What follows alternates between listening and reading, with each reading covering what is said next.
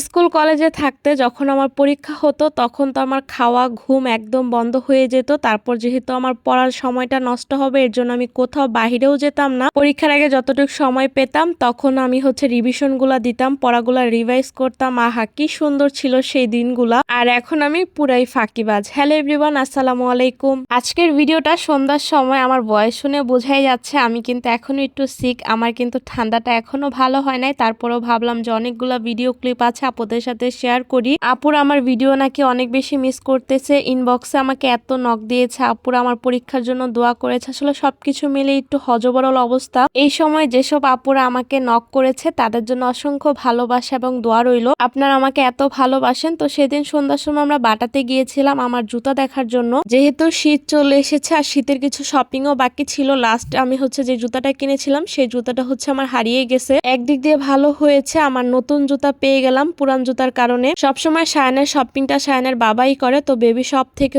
সে dress কিনে নিয়ে এসেছিল সায়ানের জন্য। আমরা প্রথমে বাটাতে গিয়েছিলাম কিন্তু সেখানে সায়ানের সাইজের জুতা পাচ্ছিলাম না। পরে আমরা অ্যাপেক্সে গিয়েছিলাম। আমাদের বাসা থেকে অ্যাপেক্সের শোরুমটা অনেক দূর, মানে 40 টাকা যাইতে আসতে 80 টাকা ভাড়া। তারপর অ্যাপেক্সে গিয়েও আমাদের জুতার সাইজ হয় নাই। পরে সায়ানের জন্য বাসায় পরার জন্য একটা শু নিয়েছি। তো আমরা অ্যাপেক্সে ভালো জুতা খুঁজতেছিলাম কিন্তু আমাদের সাইজ বা পছন্দ মতো হচ্ছিল না। আর চাচ্ছিলাম সায়ানের জুতা যেখান থেকে নিব আমার জুতা সেইখান থেকে নিব। তো এটা রুমে পরার জন্য এই জুতাটা নিয়েছি। অ্যাপেক্স থেকে আবার বাটায় এসেছি। তো বাটায় আমাদের দুজনের জুতাই নিয়েছি। মূলত বাটার যে কালেকশন গুলো আছে সেগুলোর প্রায় সায়ানকে পরানো হয়ে গেছে। আর যেটা পছন্দ সেটার সাইজ না সায়ানের জন্য। তো দুইটা আমরা আরো অর্ডার দিয়ে গেছি, তারা আমাদের বড় সাইজ এনে দিবে। এখন জামাইয়ের পকেট ফাঁকা করার পালা। তো সুযোগ আমিও জুতা কিনে ফেলেছি, সায়ানের জুতাও কিনে ফেলেছি। আর এই যে সায়ান ব্যাগটা আমার কাছ থেকে নিয়ে নিবে। আমি বলতেছি যে না থাক আমার কাছে। তারপর আমরা ট্রেসিডিতে গিয়েছিলাম, কারণ ট্রেসিডিটের কেক আমার কাছে অনেক বেশি ভালো লাগে। তো আমরা সেই রেড ভেলভেটের কেকটাই নিয়েছিলাম। আর এদিকে অর্ডার দেওয়ার পর আমরা কিছুক্ষণ বসেছিলাম। এটা আমার পরীক্ষার আগের দিনের শপিং ভিডিও ছিল। কি ফাঁকিবাজ স্টুডেন্ট আমি, তাই না? পরীক্ষার আগের দিন পড়াশোনা না করে